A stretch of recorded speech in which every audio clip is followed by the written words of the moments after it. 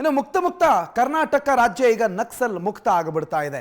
ರಾಜ್ಯದಲ್ಲಿ ಈಗ ಮಾವೋವಾದಿಗಳ ಯುಗ ಅಂತ್ಯ ಆಗೋ ಹಂತದಲ್ಲಿದೆ. ಯಾಕಂದ್ರೆ ನಕ್ಸಲರ ಉಪಟಳಗಳು ಈ ಹಿಂದೆ ಬಹಳಷ್ಟಿದ್ದು.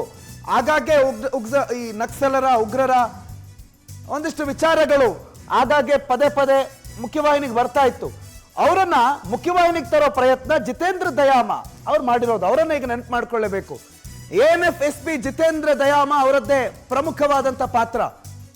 ಇವರನ್ನೆಲ್ಲ ಕರ್ಕೊಂಡ್ಬರೋದಕ್ಕೆ ಆಂಟಿ ನಕ್ಸಲ್ ಫೋರ್ಸ್ ಮತ್ತು SP ಜಿತೇಂದ್ರ ದಯಾಮ ಅವರು ಹಗಲಿರುಳು ಶ್ರಮಿಸ್ತಾ ಇದ್ರು. ಯಾರ್ಯಾರು ಸಮಾಜದಿಂದ ಮುಖ್ಯವಾಹಿನಿಯಿಂದ ದೂರ ಸರಿದಿದ್ದಾರೆ ಅವರನ್ನೆಲ್ಲ ವಾಪಸ್ ಮುಖ್ಯವಾಹಿನಿ ಕರ್ಕೊಂಡು ಬರಬೇಕು, ನಕ್ಸಲರ ಚಟುವಟಿಕೆಗಳಿಗೆ ಲಗಾಮ್ ಹಾಕಬೇಕು ಅನ್ನೋ ಕಾರಣಕ್ಕೆ ಕಾರ್ಯಪ್ರವೃತ್ತರಾಗಿದ್ದಂಥ ಅಧಿಕಾರಿಗಳು ಈಗ ಫೈನಲಿ ಇವರೇ ನೋಡಿ, ಇದೇ ವ್ಯಕ್ತಿ ನೋಡಿ, ಇವರ ಶ್ರಮದಿಂದಲೇ ಇವತ್ತು ಇಷ್ಟೆಲ್ಲ ಶರಣಾಗತಿಗಳಾಗ್ತಾ ಇರೋದು. ಅವರನ್ನ ಹೊಡೆದಾಕ್ಬಿಡೋದು ಅಥವಾ ಅವರನ್ನ ಕಂಡಲ್ಲಿ ಗುಂಡಿಟ್ಟು ಕೊಂದು ಬಿಡೋದು ಯಾವುದೋ ಅವರಿಗೆ ಏನು ಬಹಳ ಕಷ್ಟದ ಕೆಲಸ ಅಂತ ಏನಾಗಿರ್ಲಿಲ್ಲ. ಆದರೆ ಇವರನ್ನ ಮನವೊಲಿಸಬೇಕು, ಅವರನ್ನು ವಾಪಸ್ ಮುಖ್ಯವಾಹಿನಿಗೆ ತಗೊಂಬಂದು ನಿಲ್ಲಿಸಬೇಕು. ಅವರು ಕೂಡ ಕರ್ನಾಟಕದಲ್ಲಿರುವ ಉಳಿದ ಜನಸಾಮಾನ್ಯರ ರೀತಿಯಲ್ಲಿ ಸರ್ಕಾರದ ಸವಲತ್ತುಗಳ ಜೊತೆಗೆ ಜೀವನ ನಡೆಸೋಂಗೆ ಆಗಬೇಕು ಅನ್ನುವ ಕನಸನ್ನು ಕಂಡವರು.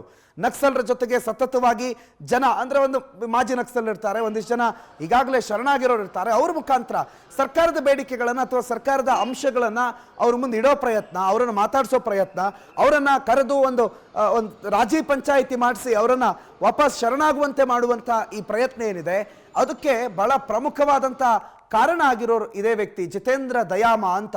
ಜಿತೇಂದ್ರ ದಯಾಮ ಅವರನ್ನ ಕೇವಲ ಈ ಪ್ರಕರಣದಲ್ಲಿ ಮಾತ್ರ ಅಲ್ಲ ನಾವು ನೆನಪಿಸ್ಕೊಳ್ಬೇಕಾಗಿರೋದು.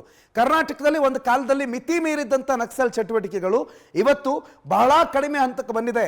ಅಲ್ಲೆಲ್ಲೋ ಒಂದು ಕಡೆ ಒಂದು ವರ್ಷಕ್ಕೊಂದ್ಸಲನೋ ಎಲ್ಲೋ 2 ವರ್ಷಕ್ಕೊಂದ್ಸಲನೋ ನಕ್ಸಲರ ಚಟುವಟಿಕೆಗಳ ಬಗ್ಗೆ ಸುದ್ದಿ ಮಾತ್ರ ಬರ್ತಾ ಇದೆ ಅಂತಂದ್ರೆ ಆ ಕಡಿವಾಣ ಹಾಕೋದ್ರಲ್ಲಿ ಯಶಸ್ವಿ ಆಗಿರೋರು Jitendra Dayama. Anti Naxal squad, anti Naxal ಫೋರ್ಸ್ನ SP ಆಗಿ ಈ ಒಂದು ದೊಡ್ಡ ಕಾರ್ಯಾಚರಣೆ ಮಾಡೋದ್ರಲ್ಲಿ ಯಶಸ್ಸನ್ನು ಪಡೆದುಕೊಂಡಿದ್ದಾರೆ. ಕರ್ನಾಟಕ ನಕ್ಸಲ್ ಮುಕ್ತ ಆಗೋದಕ್ಕೆ ಸಹಕಾರ ಕೊಟ್ಟಿದ್ದಾರೆ.